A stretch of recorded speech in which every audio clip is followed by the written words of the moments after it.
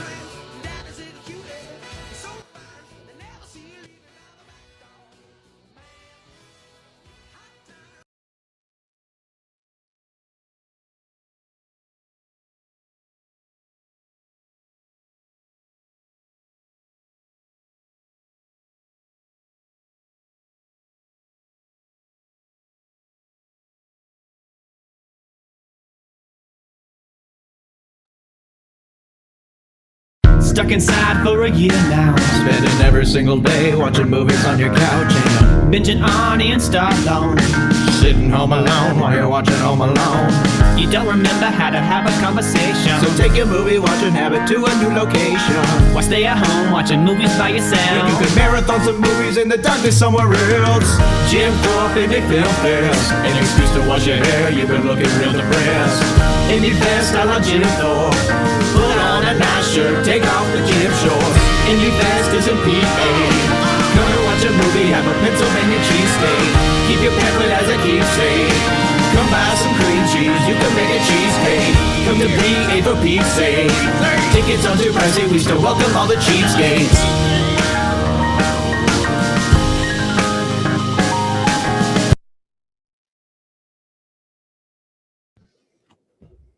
Are we on? Okay. Hello.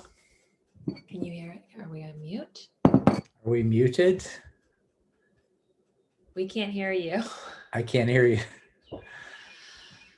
Oh, You guys are great. Hello. Good morning, Todd. Good morning, Jocelyn. Thank you everyone for joining us for our exclusive look at the 2021 Jim Thorpe Independent Film Fest. We're so excited to be joined by you and of course some of our directors this morning.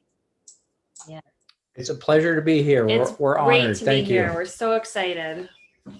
For those of you who are watching on Facebook, on YouTube, we are streaming live. And of course, this session is being recorded so we can share it later to help promote the Film Fest. And of course, our directors and founders. I'm Alice Wanamaker, a huge fan of the Jim Thorpe Independent Film Fest and your membership director at the Carbon Chamber and Economic Development Corporation. I'm so excited that the Jim Thorpe Independent Film Festival is returning live this year to the Mock Chunk Opera House, April 22nd through the 25th. I can't wait. We appreciate everyone tuning in today as we continue to provide our members and community members with valuable information and resources that you can use to enhance and grow your business, and of course, have a lot of fun while doing it. A few housekeeping items. Again, we are being broadcast live on Facebook and YouTube throughout this session and are recording this session for later viewing. Throughout the program, please utilize the chat box here on Zoom with any questions you have, and we'll also have time for some questions live later. Also joining us today are staff at the CCEDC. You'll see Jessica O'Donnell is here with us this morning. Hi, Jessica. I saw you bebopping along to some of the music as we were enjoying Colossal Radio live from Palmerton this morning. Thanks so much, Jessica, for joining us. Happy to be here. That was a great way to start my Friday, that music, and get me excited about this film festival. Very excited to attend, and like Alice said, happy to support anyway. Thanks, Jessica. And I know you all are as excited as we are to hear from today's special guest. So let's dig in and let's get started with our program. Ladies and gentlemen, as you've heard from already, we have the founders of the Jim Thorpe Independent Film Festival, Jocelyn O'Neill and Todd Morris, joining us this morning. Hello again, guys. Morning, afternoon, really. Good morning. It's still morning in my world. So I really wanted to kick things off this morning with just a couple questions for you to get things going. And you can both take on the questions as you see fit. My first question is really just a little bit of background on the film festival itself. When did it get started here in Carbon County? And maybe a little bit on where the idea came from. Well, I first thought about the film festival, starting one here, back in 1991 when I first visited Jim Thorpe on kind of a getaway weekend from New York City where I was living. And I was just so entranced by the town and enchanted. And it just struck me as what a perfect place to eventually hold a film festival. And that's not a joke. I mean, seriously, it was 91 that I first thought about doing that. Well, you also traveled all over the Yeah. world to see film festivals. So. Right, but as far as like placing it here in Jim Thorpe, I just thought it was like a special magical place to hold something like this, where everything is, you know, walkable and condensed, and The Opera House. A Yeah. beautiful 1881 opera house, and it's a beautiful town. Magical for sure. I agree with that 100%. Thank you. And, you know, thanks for holding on to that idea from 1991 and bringing it to us. We're very, very honored and excited to have it here in Carbon County. So my next question really is a role playing. As a first-time film festival guest, what tips do you have for me to make the most of the 2021 Jim Thorpe Independent Film Festival?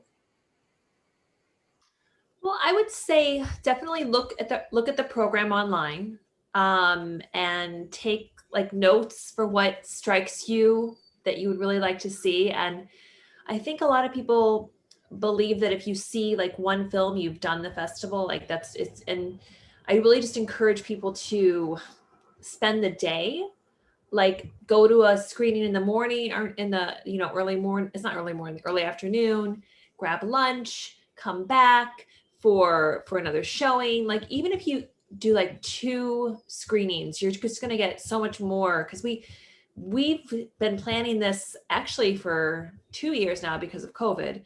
So we have a program that I think it's probably one of our best programs. For sure, yeah. Yeah. In regards to the various genres and everything that we are presenting, and high quality films that, you know, played at Sundance just this past, you know, January. And our local filmmakers really just, I mean, they're amazing. So there's just, I mean, I would encourage people, again, just like look at the schedule, take notes, everything is online. I'm getting it out. We're pushing it out. So there's no shortage of finding a film that is going to speak to you. So yeah, I would encourage you to spend the day, weekend.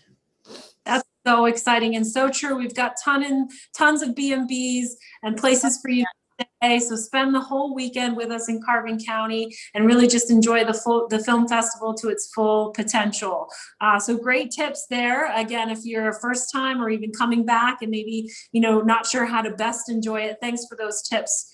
Hopefully that'll help some folks really enjoy it to the full extent. My next question was going to be about what to expect this year, but I think at this time, I'd really love to pass the program over to both of you. I see we have some director guests with us this morning, and I'd really like to get the opportunity to chat with them a little bit and, have some questions posed to see how they're excited about this year's film festival. So at this time, Jocelyn and Todd, I'm going to hand the program over to both of you. Okay, great. Where to begin? Where to begin? 90 films. We have a total of 90 films we're presenting. So it's quite the from all over the world. Yeah. We have a section, like I said, just to our local filmmakers. We have a section devoted to the PA student filmmakers. We have films from Saudi Arabia, Colombia, Canada, South America, where else? LA, all around the world. All around the world. It's only our fourth year, but this is turned into an international festival. Yes, absolutely. So, I mean, if we want to talk about just like a couple of films, you want to talk about Scales real quickly? Scales is a very interesting film. It's a feature that plays at 11 o'clock in the morning on Friday. So I'm really hoping a lot of you people, maybe due to COVID, you can sort of sneak out from your home office and see some films on Friday. But this is a great film. It premiered in Venice and won all sorts of awards. It's directed by a woman filmmaker from Saudi Arabia. So that's kind of like a big deal in regards to, a feminist film. I love it. And it's beautiful, black and white. It's magical. It's about a young girl in a dystopian reality where she has to deal with some old traditions where the society sacrifices the females to the sea monsters that lurk in the nearby waters. And then we jump right into, another film, which we can talk about quickly. Where do you want to go? Oh, well, Night Drive?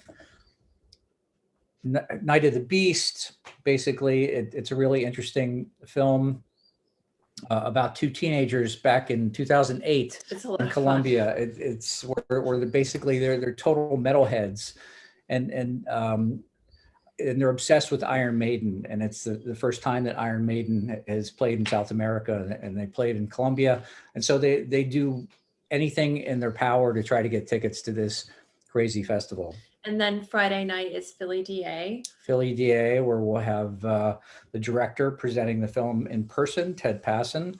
This is a big deal. It's a controversial subject matter about the embattled district attorney in Philadelphia. And it premiered at Sundance just in January. So we're really proud of that. Yeah. And right after that is the Filmmakers Gala at the Victor Staben Museum. Mm-hmm. And other films we can highlight. Well, don't forget about opening night. Oh, yeah. Thursday opening night. There's just so much. There's so much to keep track of. To go over. Right. Superior. It's about another Sundance Sundance premiere from just this past February.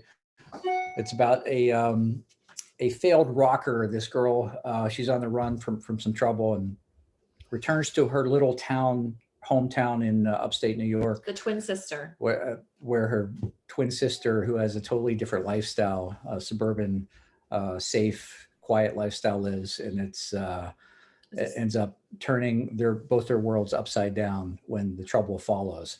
And before that film, We have a kick whole off- night planned. Before that film, we kick off with a great Brooklyn band called OK Cowgirl, traveling in from New York. And they start playing at 7 p.m., play till 8, and then we kick off the movie at 8 o'clock. And with that purchase, you get a drink ticket. So that's awesome. And, you know, you get a band and you get a feature film. So it's really, It's a full plate. it's a full night. Yep. Just that event. So that's opening, and then we have we just found out that Lake Michigan Monsters director is coming from LA, and so that is a crazy film. I'll let you speak about it. Yeah, it's basically like an homage to all the sort of the matinee horror films that we enjoyed as kids. It's just like a crazy over the top black and white film. It'll be a lot of fun. It won the audience award at Fantasia in Montreal, which is like the big North American genre festival. So that's kind of a big deal. And then Marionette Land will follow that. And we have the director from Marionette Land with us on this Yeah. call, And then Alexander we'll go- Minnelli. And in addition to him, we also have another filmmaker with us, Wesley Malott, who has a very thrilling action adventure short in the Dark Side section at 10:30 p.m. on Saturday, following Marionette Land. And we'll have And then a our chance for them Grindhouse to speak section. about that. Yeah. Yeah. So, and then Jeffrey's film, Jeffrey Garcia's film, is a world premiere at the Grindhouse, that's definitely over 18. It's kind of some crazy content. It's very popular. It yeah. starts at midnight. And it starts at midnight for a reason. Yeah. So, and the name of that film is Henrietta and Her Dismal Display of Affection. And that's preceded by 4 really strong horror / grindhouse shorts. Yeah. And then the other films, the other features is First Date, which is another Sundance premiere this year. That's on Friday. And we have Strawberry Mansion on Sunday, another Sundance premiere.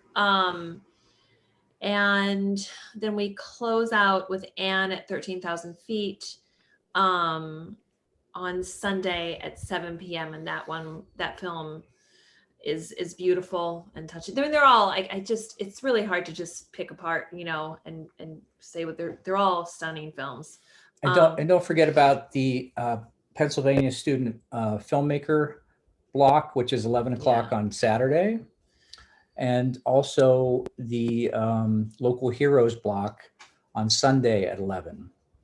So we have a lot of local talent that we like to nurture and include in the event. And so a lot of those filmmakers will actually be here for their screenings. And in between all of these features are short blocks, which are just one after another of like really powerful short films from all over the world that we've curated into, you know, like an Only Human block, which just deals with, you know, humanity and The foibles and and flaws. or Love Hurts block, which is just you know, love can be painful.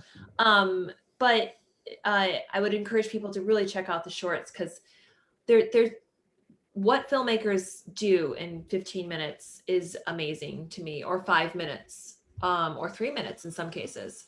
And it's just one after another. There's like, you know, some blocks have 10 films in them, and you can see in that 2 hours films from all over the world and all different perspectives. And, you know, we've just covered a full range.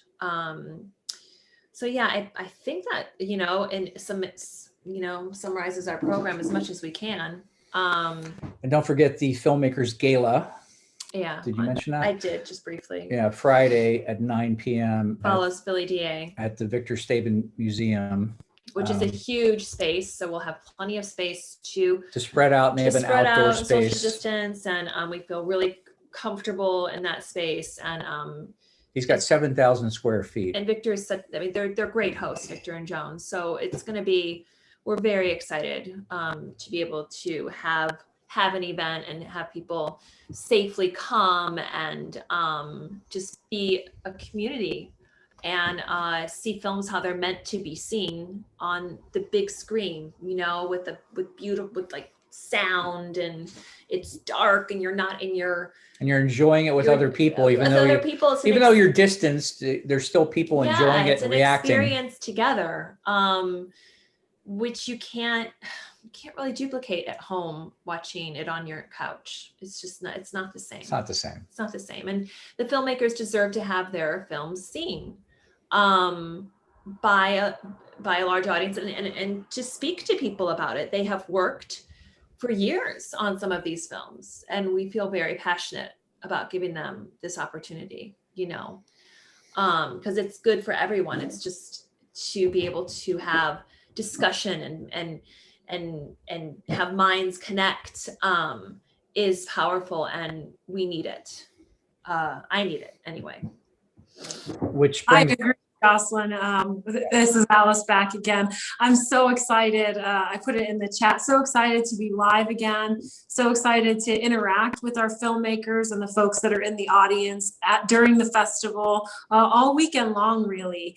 And I did want to move over into that. I know we have a couple of trailers here to watch and some introductions to special guests that we have with us. Again, we have Wesley and Alexander joining us, directors from some of the films being viewed at this year's film festival. So I think we're going to get started with Wesley. We're going to go ahead and play the trailer for Kill or Be Killed, and then do a little conversation with Wesley. So here we're going to kick off with that.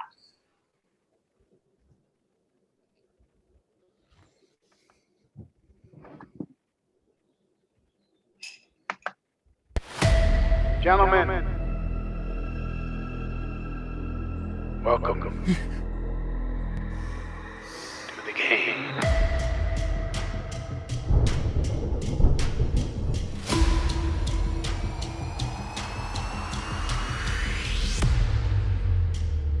I think we should work together. Only one of us can go.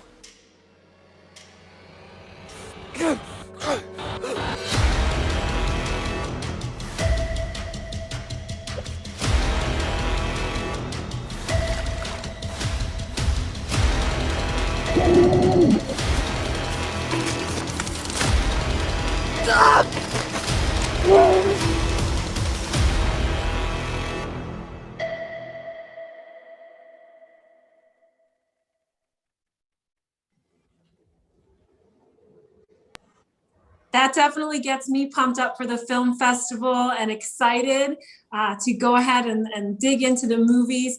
So Todd and Jocelyn, if you want to introduce our guest for us today, that would be awesome. And, we'll definitely enjoy a few questions. Well, yes, we're very happy to welcome Wesley Malott from Philadelphia. He's a prolific independent filmmaker, very powerful in the scene down there. His previous film, Marbletown, also played at the Jim Thorpe Independent Film Festival in 2017, or was it 18? I'm trying to remember. I believe 2017, the first one. Right. It was the first one. That was an excellent film starring the same actor that stars in Kill or Be Killed. Mm-hmm. If you want to say a few things about that film and the process. About Kill or Be Killed or Marbletown? Oh yeah, I'm sorry, Kill or Be Killed. Yeah, so basically Kill or Be Killed is a short action thriller that is about a husband and father who goes on a work trip, and he wakes up tied to a tree in the middle of nowhere in the woods and finds himself thrust into a game with the objective Kill or Be Killed. As a father, I know we've all been there. Yeah. Anyway, but so tell me about your relationship working with the lead actor, who seems to be your sort of muse. You gain a lot of inspiration working with him. Oh, absolutely. So him and I did Marbletown together, and we really enjoyed the process of working together on that film, and it's since gone on to kind of gain kind of a following online after we did the festival circuit with it. But after after Marbletown, we were kind of in between projects, and we both knew we wanted to work together on something again. And so one day he just sent me a text message that was like, why don't you just take me out into the middle of the woods and tie me to a tree and film me trying to get off? And I was like, okay, well, that's interesting. And then what happens? And so we just kind of built the story from there. We just said like, okay, and then what? And then what? And then finally we have this short film, Kill or Be Killed, from those conversations and just wanting to work together again. It's amazing that That's a all great story. sprang from that, as a conversation like that with an actor. Mhm. Wow. So tell me also, like, I believe you have aspirations to head into a feature. Yeah, it's still right now. So we have an idea for a feature film that we're going to be working on and pitching, but it's still very, very, very early on in the process. So we're trying to keep like everything kind of under wraps, and we'll see if it turns into something great. If it doesn't, we still have a short film from it. So. But I was very impressed by the production value of that film, Kill or Be Killed. It just Thank you. very close to the level that we're used to seeing in Hollywood. So, I mean, kudos for you, because I'm sure you probably didn't have the craft service budget, It was our only budget, really. like whatever they spent in Hollywood for craft service, you probably spent half that on the film, but it looked, Yeah, and that's kind of how we approached, it's kind of how we approach all of our short films. It all starts with kind of a challenge or a question. And this particular one was, could we pull off an action film with little to no money at all? which is incredibly Nice. difficult. And the action sequences were pretty impressive also. Like, did you have a stunt choreographer? So we did for the big, the creek scene in the movie. We had a stunt choreographer for that, a coordinator, and the actors actually choreographed the fight scenes themselves with his help to make sure that they were, being safe. But I've seen a lot of short films where they attempt to do similar type of action scenes, and they usually don't come close. So Thank you. That's all on the actors. They did a phenomenal job, making it look real. They were really dedicated to it. did you also act as director of photography on this? I did. Yep. Wow, Wow. that's pretty amazing. Who is your who is your drone pilot? That was a guy by the name of Adam Rebar. He's another local DP/filmmaker. That was a nice use of the drone shots. It didn't feel too like overdone, like it was subtle. Thank you. So, and so to wrap up, I know we don't have a lot of time, but so Kill or Be Killed will play 10:30 on Saturday night as Block 12, in Block 12, The Dark Side, 10:30 Saturday night. And Wesley will be there in person to introduce the film and do Q&A with the audience after. Awesome. Okay. Phenomenal. Thank you so much, Wesley, for joining us this morning. And we look forward to seeing you at the film festival for another live Q&A session. And of course, Todd and Jocelyn are professionals at that, so they'll be there with the directors themselves. So thank you again. So next we are going to move on to our next director. We have Alexander joining us, but first we are going to take a look at the film Marionette Land, the trailer, and we'll get started with that.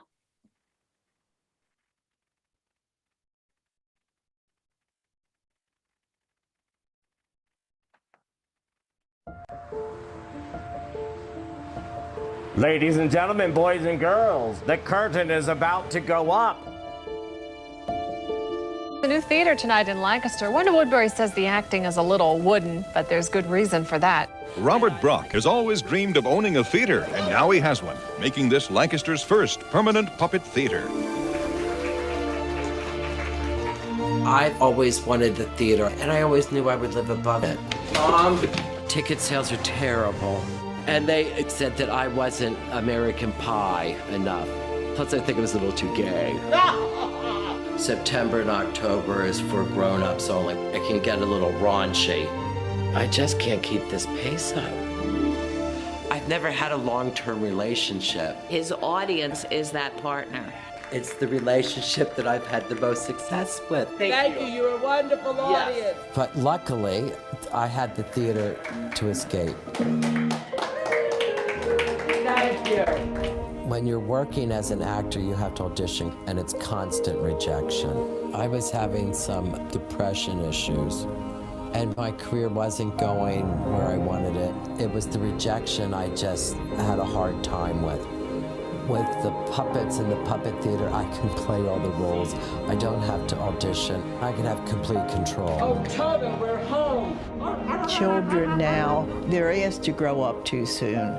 For 35 minutes, you can escape and go into a totally different world. We'll sing them all and we'll stay all night. He's just brilliant. He's funny all the time. In a way, the puppets are his family. He made them, he created them. My priority is the theater in my life. The theater exposes them to make-believe, wonder. There isn't too many other places like this. Come on, everyone! Second star to the right, straight on to morning!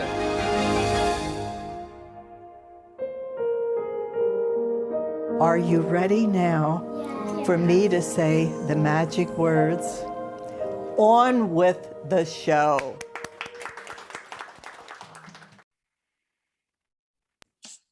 On with the show. Again, we are so excited to continue on today and, really gear up for what's coming at the film festival.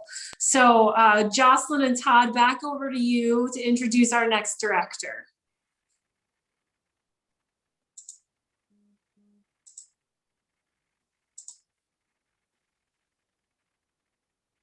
We just need to get them to unmute. Jocelyn and Todd, you're currently muted. It happens all the time. Usually I'm the one that's guilty of it. There you go. Okay, excellent. But we can't see. So, Alexander, I know you're there. If you could unmute and turn your camera on. Yep, I'm here. Oh, nice. Okay. Oh, there you There are. he is. Excellent. So we're thrilled to have the director of Marionette Land with us, Alexander Manelli. He made a very impressive debut feature. Was it 2017 you finished your first feature? Yeah, at the drive-in, actually about the Mahoning drive-in, which is right down the road from Jim Thorpe. So yeah, that was quite successful in its festival run, from what I recall. How many festivals did you play in with that film? I don't know. I mean, it varied. We kind of went all around the country, and then we had several local screenings as well. Places like the County Theater, Ambler Theater, played it at the Philadelphia Film Festival. So it kind of really made the rounds in Pennsylvania as well. So, and it played at the Mahoning itself. You might wonder, how is that even possible? But because they only show 35 millimeter film, but if you watch the documentary, you'll kind of be able to see how that was able to be rigged up. But it was pretty weird to watch it at the Mahoning itself. So Marionette Land, when did this story come about? How did you find Robert Robb? Yeah. I met Rob in 2014. So I made a short documentary about him called Man with Puppet, and that's actually online for free. Anyone can watch it. It's about 9 minutes, and there's a few things in there that I kind of brought over into the feature. But I just went down a street I never went down before in Lancaster, because I had moved there recently, and saw a puppet theater and just kind of, captured my imagination. I'm definitely a person born in the wrong era. I love old sort of tactile analog things, and just seeing a marionette theater, I had to go in, and I was like, oh, wow, I'd love to do a short documentary about this place. And then I got to know Rob, and I said, well, forget this place. It's him. He's the sort of main attraction.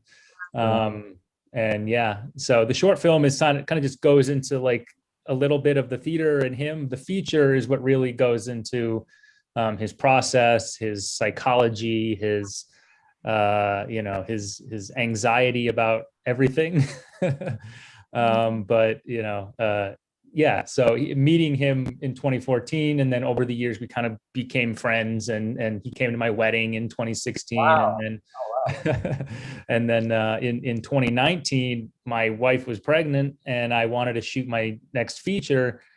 I didn't want to leave my pregnant wife at home constantly traveling to shoot a documentary, because to shoot the Mahoning one, I was traveling 90 minutes, to and from every weekend. And then I said, well, I got to do something close to home. And that's when I said, Rob, what are you doing? What's happening in your life? And he said, oh, I'm thinking about doing my grown-up show one last time because I'm 62.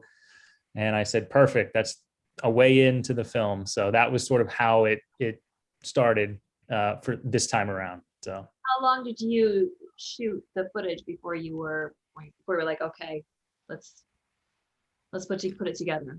I started in August. How long were you shooting? Sure. I started in August of 2019.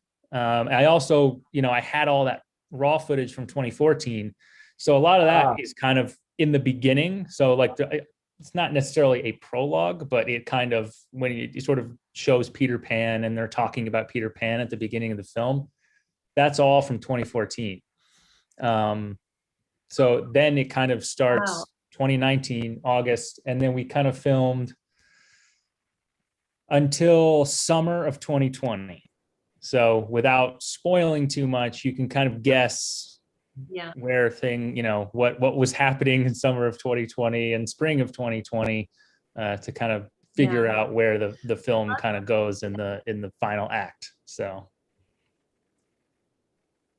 what I loved so much about the film is that you really caught like his passion and his drive and his just that spirit of the theater that just never gives up. It's like he found his calling, and no matter what, he is pursuing it. And I identified so much, as someone who comes from the theater, someone who's ever, anything that's struck them with passion. And I just want to say that was really, really deep and touching. I really appreciated that you were really good. I'm glad to hear that. I really think people who are actors, people who are in theater, people who perform on stage would sort of appreciate some of the struggles that Rob goes through, especially with, he wanted to be,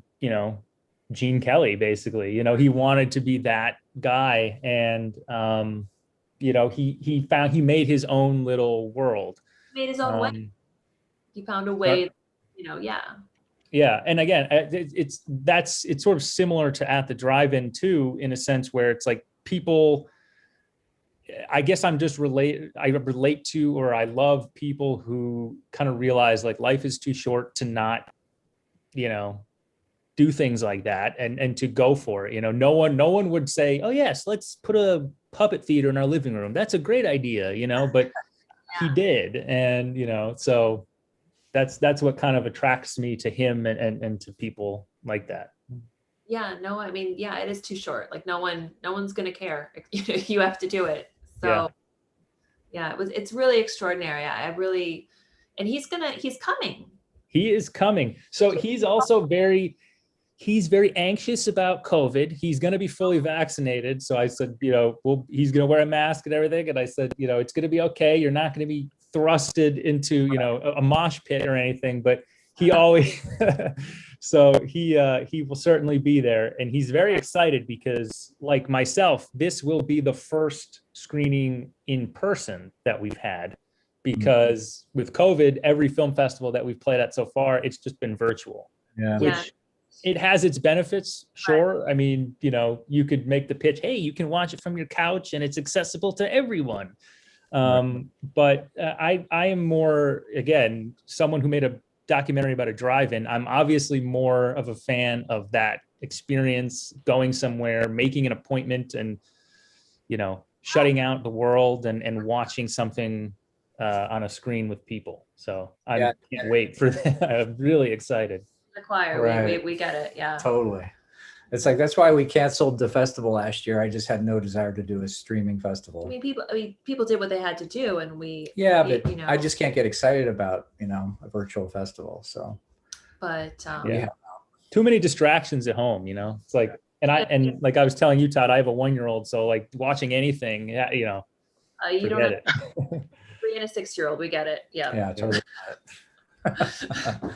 Well, that's we're so excited. We're just so pleased that you made this film, that you're going to be there, that Robert's going to be there. It's going to be a special night. Yeah, Saturday night. Yeah, Saturday is going to be a big night for sure. Yeah, we're excited. We'll be there all day, so we can't wait. Nice. It's great. All right, Todd, what time is the film showing on Saturday night?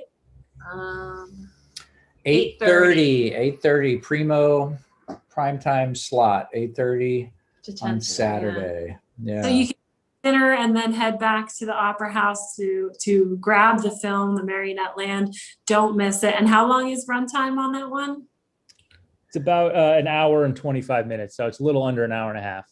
Perfect. So if you're coming out for one movie, this is a perfect date night kind of thing. Come out, you can get almost a full 2 hours out of it, plus grab dinner in Jim Thorpe. Thank you so much, Alexander, for joining us this morning. I know I'm jazzed for the movies coming up. The entire film festival has me excited.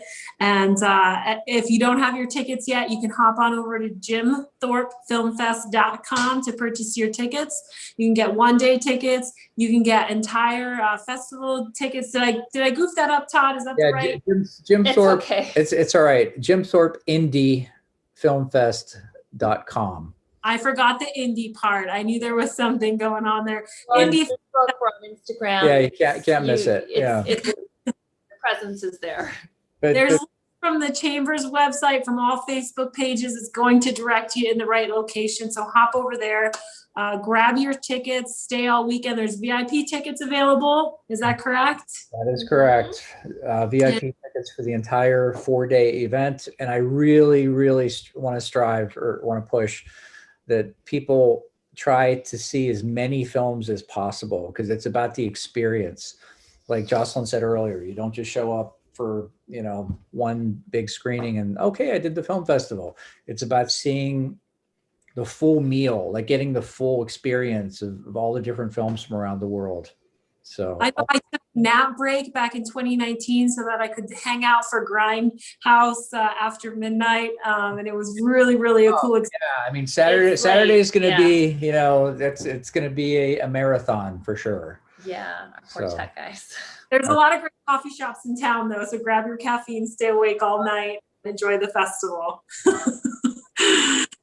To everyone that's joining us, whether you're on Facebook or YouTube watching it later, thank you so much for taking the time to join us virtually. And we hope that you enjoyed hearing from our founders, from our filmmakers, a lot of great information there. I wanted to mention, the Mahoning Drive-In is a great partner of the Chamber as well. We're excited for another upcoming season. I didn't put those two together, so it was really cool when it finally light bulb went off in my head, like, oh, wow, that was an awesome documentary. So we're just excited to have everyone join us. We're excited to have events live again, and especially the film festival in historic Jim Thorpe. It's going to be a great way to really kick off event season for us. Be sure to follow us on Facebook and Instagram as well as YouTube for more exclusive looks at, not just the film festival, but other events and happenings here in Carbon County and throughout the entire Pocono region.